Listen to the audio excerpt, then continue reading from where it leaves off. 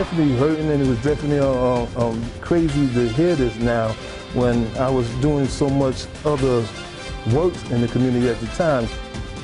A Fox 5 exclusive, one of hip-hop's founding fathers speaking out for the first time on television about shocking child abuse allegations.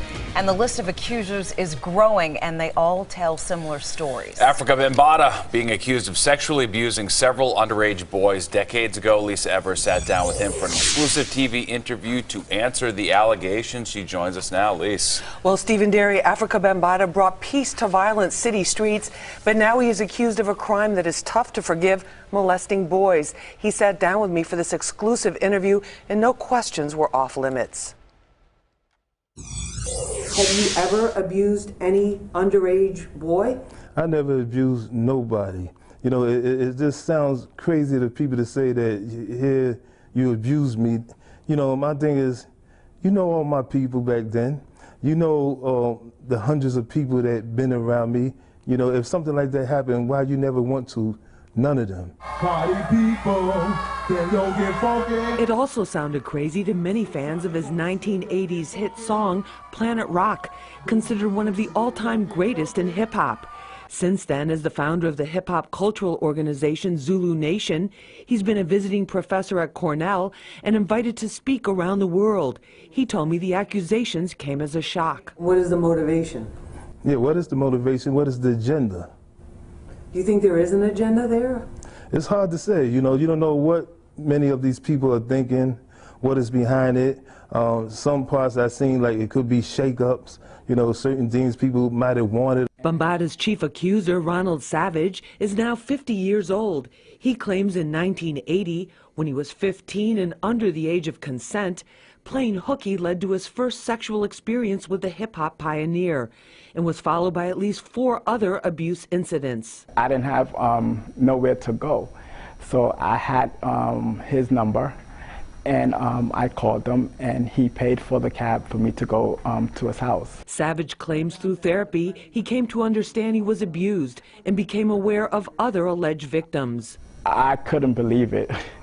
I was confused, I was a little nervous, you know, and I was just wondering, like, the other guy coming into the room, and like, what was they gonna do to me? I asked Bambaataa what he would say to Savage. The brother knows the people who he came around in my group with, and know that he wasn't in my presence, less among those people, and he needs to go back and speak to those people who was part of our organization and deal with them and stop all this type of craziness that they've been trying to put by attacking me.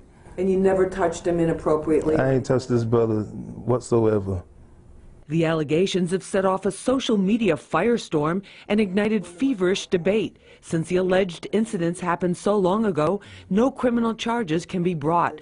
And there have been no settlements or payouts, says Bambaataa attorney Charles Tucker Jr. Have there been any criminal charges filed against Afrika Bambaataa at all? Absolutely not. Not today, not yesterday, not the day before yesterday, not ever. The question now is what happens next? Can we ever find out the truth of what really occurred? And are there other victims out there who have yet to come forward? Or is this a case that will only be tried in the court of public opinion? Here's what both sides have to say. In our exclusive interview, Afrika Bambaataa emphatically maintained he is not a sexual abuser. Do you feel now you are among that group of people falsely accused? Oh, most definitely. I mean, there's always been things in our community where you falsely accuse people, or people have sit in the prisons, you know, political prisoners and groups like that, that they wait to 10, 15, 20, even 30 or 40 years before they find out that this person was railroaded. But Ronald Savage believes there are more victims out there and that the statute of limitations should be eliminated. No one can tell anyone when they're ready to let stuff out, and especially if you haven't went through what I went through and other people went through. It's like, how dare you?